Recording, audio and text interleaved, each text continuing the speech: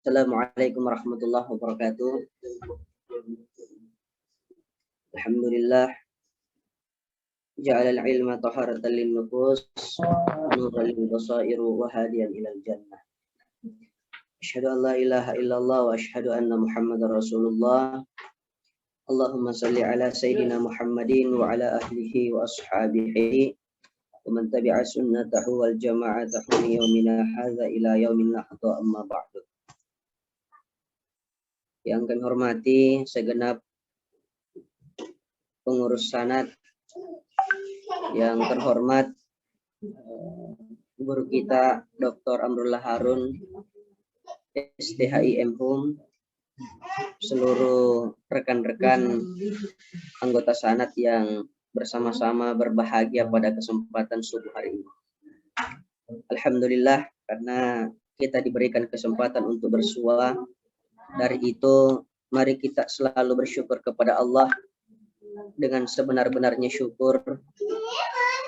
Syukur yang tidak hanya diucapkan oleh lisan kita, tetapi betul-betul dipersaksikan dan dirasakan oleh hati kita.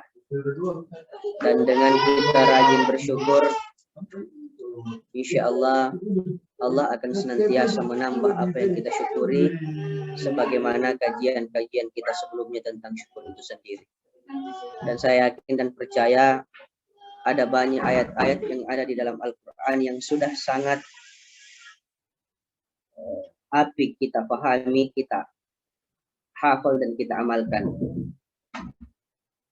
Salawat dan salam senantiasa kita persembahkan kepada Rasulullah Muhammad SAW sebagai suri tauladan kita, sebagai ikutan dan panutan kita.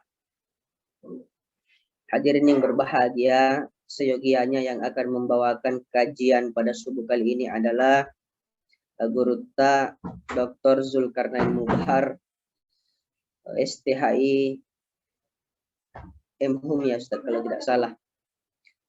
Beliau tidak berkesempatan hadir disebabkan karena kalau tidak salah ada pengajiannya, sehingga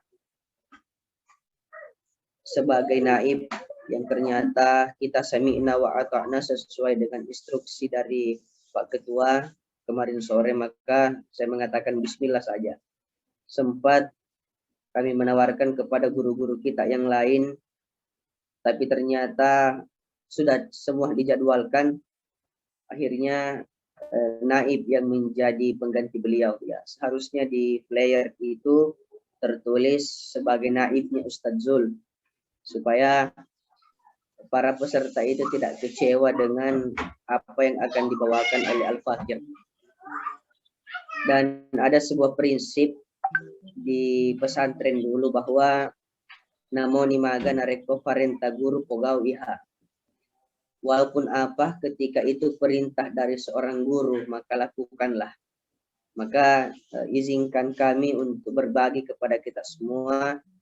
Kalau lebih kerennya saya bahasakan adalah pengantar menuju diskusi, yang tentunya banyak kakanda-kakanda dan juga adindaku sekalian yang ada di forum ini, jamaah az-zumi'in wa zumi'at, yang lebih paham tentang apa yang akan kita kaji bersama.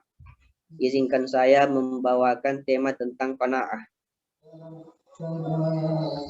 Sengaja tema ini diangkat karena kemarin sudah dikaji tentang sabar, sudah dikaji tentang syukur, sudah dikaji tentang berkah. Dari itu mohon izin mengangkat kelanjutannya, dan semoga ini tepat bahwa perlu ada sikap tambahan bagi kita sebagai umat muslim, bagaimana agar hidup kita ini semakin bahagia. Yang tentunya sering kita mendengarkan pesan dari Umar bin Khattab mengatakan bahwa manusia yang baik atau umat Islam yang baik adalah mereka yang kualitas ibadahnya hari ini lebih baik daripada kemarin. Dan esok dia harus lebih baik daripada hari ini. tentu ada peningkatan kualitas kehidupan yang bermakna ketika kita ingin menggapai kehidupan yang lebih baik. Bahkan saya kira ada beragam kajian yang sudah mengkaji tentang hal tersebut. Lalu bagaimana kita sebagai anggota Sanad Tafsir Hadis khusus Makassar membawa kajian-kajian itu membumi dan mampu kita aplikasikan di dalam kehidupan kita. Ya. Kalau kita misalnya masuk kepada definisi bahwa apa yang dimaksud dengan qanaah, tentu kita harus merujuk kepada kamus-kamus bahasa Arab, terkhusus mungkin Maqayisul Lughah. Tetapi di sini ada rujukan dari salah seorang ulama kita, yang dimana sebenarnya ini sebuah artikel yang sempat saya baca dari Bapak Jainuri, dosen Fakultas Agama Islam UNU Surakarta. Di dalam penelusuran beliau mengatakan bahwa qanaah itu berakar dari kata qani'ah, qanu'an, qana'atan, yang diartikan ridho terhadap hal yang sedikit. Ya, dimana ketika berbicara lagi tentang ridho mungkin ada definisi lain tentang itu. Tetapi untuk memahami kata tersebut lebih jauh, maka ada juga pendapat yang disampaikan oleh Syekh Muhammad Syadok Dimyati dalam kitabnya Kifayatul Atqiya. Beliau mengatakan bahwa qala ba'duhum al-'abdu hurrun in qani'a wal hurru 'abdun in qana'a. Artinya sebagian ulama berpendapat seorang budak layaknya seorang yang merdeka jika ia ridho, dan seorang yang merdeka layaknya seorang budak jika ia masih meminta-minta. Ya, tentunya hadirin yang berbahagia, tema ini juga sebenarnya terinspirasi dari bukunya Syekh Nawawi Al-Bantani yang berjudul Salalimul Fudala. Di situ beliau juga menekankan bahwa jika seseorang ingin bahagia, hiasilah hidupnya dengan dua hal. Yang pertama tadi qanaah, dan yang kedua adalah taubat. Namun pada kesempatan kali ini betul-betul sedikit ingin membawakan pengantar terkait dengan qanaah itu sendiri. Karena saya yakin dan percaya semua kita yang ada di forum ini tentu sudah tahu caranya bertobat dan sangat mengerti apa itu tobat. Juga tentunya sudah mengerti tentang apa itu qanaah, tinggal narasumber mengantar saja bagaimana memulai agar kita menghiasi kehidupan kita dengan qanaah. Lalu ternyata Syekh Nawawi Al-Bantani juga memberikan lagi penjelasan sedikit tentang qanaah. Jadi agar kita bisa totalitas masuk sebagai kategori orang yang bersikap qanaah, maka kembali hiasi hidup kita dengan dua hal. Yang pertama, jangan berbuat dosa atau maksiat dikala sendiri. Yang kedua, syukurilah pemberian Allah walaupun itu sedikit. Jadi kalau kita misalnya melihat pandangan dari Syekh Nawawi Al-Bantani ini, yang dimana mengatakan bahwa tatkala engkau ingin menghiasi hidupmu dengan sikap qanaah, dengan cara bagaimana kita berusaha untuk tidak berbuat dosa dan maksiat di kala sendiri. Saya kira kita semua paham di sini apa sih yang dimaksud dengan berbuat dosa atau maksiat di kala sendiri. Ya, apalagi dengan kondisi teknologi yang ada, kehidupan dulu berasrama dan lain sebagainya, banyak hal-hal dan peluang-peluang yang bisa orang lakukan kesalahan ketika ia sendiri, apalagi di kala sepi. Mungkin kita bisa terjemahkan masing-masing lah, agar supaya kita tidak menjadi orang yang keluar dari koridor qanaah misalnya, bagaimana kita berupaya untuk tidak berbuat dosa dikala sendiri, tidak berbuat maksiat dikala sendiri. Ada banyak hal saya kira kalau pada persoalan tersebut, ya, mau dosa secara kelihatan oleh kasat mata, mau dosa yang tidak kelihatan oleh kasat mata. Bahkan bisa saja di sini rasa rasa kesombongan sebagai kata al-kibar yang biasa ditemukan di hadis itu ternyata juga sangat berbahaya, dan itu bisa saja kita lakukan di kala sendiri. Ya, terlepas misalnya dari praktek-praktek yang tidak baik, merusak diri sendiri, tentu itu harus jauh dari hal-hal praktek kehidupan keseharian kita. Gurunda dan rekan-rekan sekalian yang berbahagia, kemudian bersyukurlah kepada Allah terhadap apa yang sedikit yang diberikan kepada kita. Ya, syukuri pemberian Allah walaupun itu sedikit.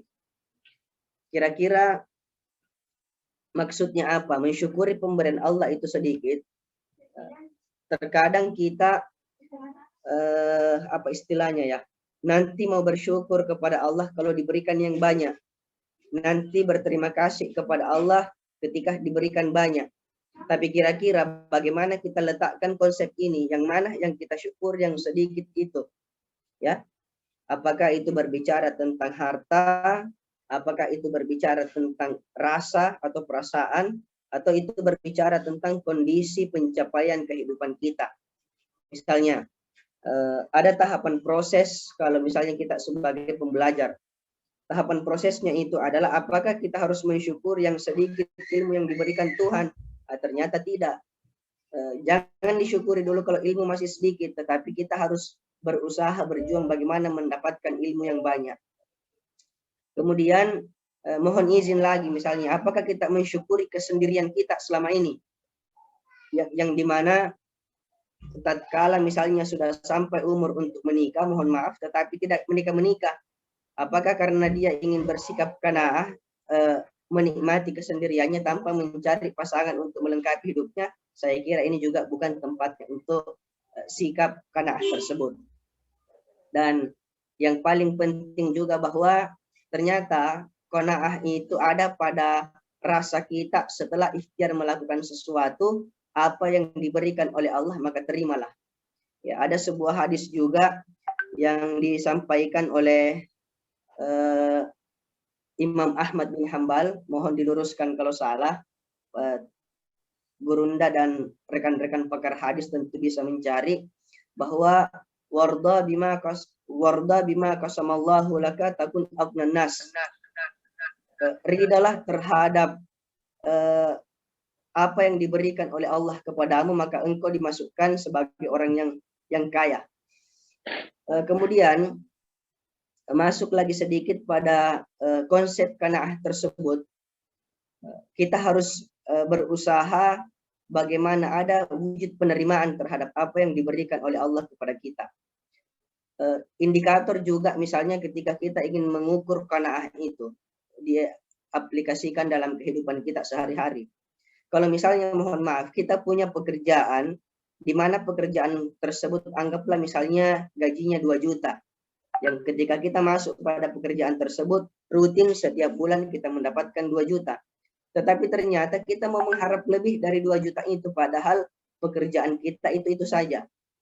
Ada juga diberikan contoh oleh Guru Dr.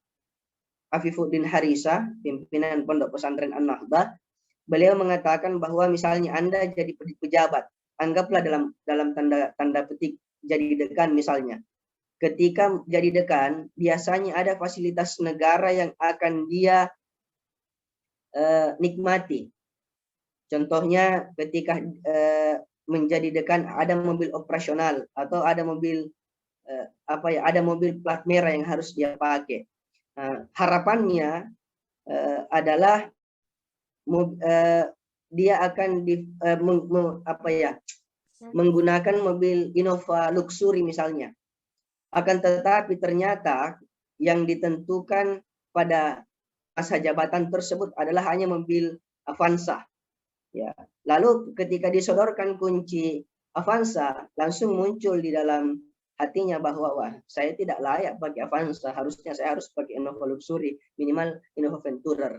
Nah, ternyata ketika hal itu sudah merasuk di dalam jiwanya sang pejabat itu, maka mohon maaf, itu sudah sedikit tergeser dari pemaknaan hakikat bagaimana mengimplementasikan sikap qanaah di dalam kehidupannya. Ya, yang tentunya hadirin yang dirahmati oleh Allah Subhanahu wa taala, ada banyak hal yang mungkin ya perlu kita sama-sama maknai di dalam kehidupan kita, bagaimana mengukur qanaah sesuai dengan kebutuhan kita masing-masing. Yang dimana qanaah ini sebenarnya salah satu wujud, ya mohon diluruskan Gurunda kalau salah satu wujud pengimplementasian rasa syukur, dan kita selalu merasa cukup terhadap apa yang diberikan oleh Allah kepada kita. Ya, kalau rasa cukup itu sudah ada, saya kira tidak akan ada lagi orang yang hidupnya tersiksa. Tetapi apakah misalnya kita harus bersikap qanaah ketika cita-cita belum digapai? Ya tentunya kita tetap harus memaksimalkan ikhtiar, karena lagi-lagi ada kalimat yang paling dahsyat yang sering kita dengarkan, bahwa tidak akan mungkin ada proses yang mengkhianati hasil. Tatkala kita terus berjuang dan terus berjuang, lalu belum mendapatkan apa yang kita inginkan, jangan kita salahkan prosesnya, jangan kita menyalahkan hasilnya dan menyalahkan diri kita, tetapi bagaimana kita berusaha untuk menambah kualitas dan kapasitas pribadi kita sebagai seorang pejuang untuk menggapai cita-cita. Lalu misalnya pada proses pencapaian itu, tentu kita sudah mampu semua menerjemahkan Quran surah Al-Mujadilah ayat 11. Ada interpretasi baru yang sempat saya temukan pada saat mendengarkan kajian dari Kepala BLAM Kota Makassar, Balai Litbang Agama Kota Makassar. Beliau mengatakan, sebagai kaum intelektual, terjemahkanlah Quran surah Al-Mujadilah ayat 11 itu sebagai apa istilahnya ya, sebagai upaya membuat kapasitas dan kualitas kita meningkat, maka kita akan istilahnya diangkat. Ya, jadi yarfa'illahu alladziina aamanu minkum walladziina utul ilma darajat. Maksudnya di situ adalah Allah akan otomatis mengangkat kita ketika kualitas dan kapasitas kita meningkat. Dari itu, terima kasih yang sebesar-besarnya kepada pengurus sana, kepada kakanda senior dan rekan-rekan sekalian, yang dimana berusaha untuk bagaimana memfasilitasi kita semua dan memobilisasi kita semua untuk sharing dan berbagi kepada saudara-saudara kita, terutama dalam mengimplementasikan diri sebagai kaum pembelajar. Ya. Jadi hadirin yang dimuliakan oleh Allah Subhanahu wa taala, masuk lagi sedikit terkait dengan pendapat Sayyidina Ali bin Abi Thalib, sebagaimana dikutip dari Syekh Ibnu Hajar Al-Asqalani dalam Al-Mutabihat li Isti'dadi Liyaumil Mi'ad, yang kemudian disyarah oleh Syekh Nawawi Al-Bantani dalam Nasaih Al-Ibad. Beliau mengatakan bahwa mintalah kepada seseorang yang kamu kehendaki. Ketahuilah, jika kamu meminta kepada orang lain, maka kamu menjadi budaknya. Karena sesungguhnya jiwa akan mencintai kepada siapa saja yang berbuat baik kepadanya. Ternyata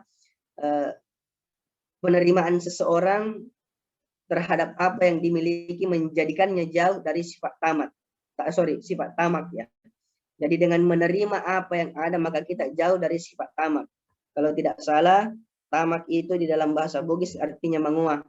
Kalau kita terlalu menguah, maka itu susah membuat diri kita menjadi orang yang ridho. Ya. Sehingga ada prinsip bahwa yadul ulya khairum minal yadus sufla. Kita selalu mau memberi tangan di atas lebih baik daripada tangan di bawah. Karena memberi itu lebih baik daripada menerima. Dan sikap yang timbul dari qanaah adalah ridho, menerima kekayaan dan kemiskinan, menerima kesuksesan dan kegagalan, menerima sehat dan sakit, menerima umur panjang dan pendek, dan lain sebagainya. Kalau implementasi penerimaan bukan pemaksaan untuk meminta yang lebih dari apa yang seharusnya sudah menjadi hak kita, maka insya Allah itulah jalan-jalan ke momentum sebagai orang yang mengaplikasikan sikap qanaah di dalam kehidupannya. Lalu hadirin yang dimuliakan oleh Allah Subhanahu wa taala, keadaan yang seperti inilah yang kita pahami bahwa orang yang mengimplementasikan sikap qanaah di dalam kehidupannya, maka dia adalah orang yang merdeka. Kalau dia tidak sampai pada level qanaah, maka kehidupannya terus saja tersiksa. Apalagi kalau misalnya ada orang yang yang susah melihat pencapaian orang lain, maka masih jauh aplikasi qanaah di dalam kehidupannya. Tapi kalau misalnya dia sudah bersyukur dengan apa yang didapatkan oleh orang lain, kemudian berusaha yang lebih, mendapatkan sesuatu yang lebih banyak daripada sebelumnya dengan seluruh ikhtiarnya, maka saya kira itu adalah jalan-jalan terbaik yang perlu diimplementasikan dalam kehidupan. Keadaan hati yang terbebas dari ikatan-ikatan duniawi yang membelenggu, etos kerja yang ada ditimbulkan oleh keyakinan terhadap Maha Kasih Allah, dialah yang menjawab segala bentuk ikhtiar makhluknya, yaitu Allah, terhadap usaha yang dilakukan oleh makhluknya juga. Ya. Kemudian hadirin yang berbahagia, ada lagi satu hadis yang diriwayatkan oleh Imam Al-Baihaqi, yang mungkin bagi kita para pengkaji hadis ini merasa bahwa apakah kalau dari Al-Baihaqi kita bisa jadikan sebagai spirit, yang tentunya kita semua sudah sama-sama mengerti bahwa kita harus mengambil makna dari setiap hadis-hadis yang ada. Cukup dijadikan sebagai motivasi kalau memang kualitas hadisnya dhaif. Ada sebuah hadis yang mengatakan bahwa an Jabir radhiyallahu anhu an Rasulillah sallallahu alaihi wasallam annahu qala al-qana'atu kanzul la yafna. Jadi qanaah itu adalah simpanan yang tidak akan rusak. Jadi insya Allah kalau kita menjaga dan berusaha mengimplementasikan sikap qanaah di dalam kehidupan kita, maka insya Allah kitalah sesungguhnya orang yang merdeka itu, kitalah sesungguhnya orang yang bahagia itu. Kalau kita merdeka, tentunya ada banyak manfaat yang akan kita torehkan dalam kehidupan kita. Kemudian insya Allah kita berusaha berperan bagaimana ada hal-hal terbaik yang kita lakukan di dalam kehidupan kita, minimal menjaga kelangsungan agama Islam ini. Kalau kita hanya menjadi pribadi yang susah untuk bersyukur, susah untuk berterima kasih, dan susah untuk menerima kehidupan ini, maka mari kita bersama-sama berusaha mengintrospeksi diri, lalu kita meningkatkan kualitas kehidupan kita. Hadirin yang dimuliakan oleh Allah Subhanahu wa taala, guru-guru kami serta rekan-rekan sekalian yang berbahagia, itulah pengantar diskusi kita pada subuh kali ini. Mohon maaf atas segala kekurangan. Mohon izin dikembalikan kepada moderator. Terima kasih.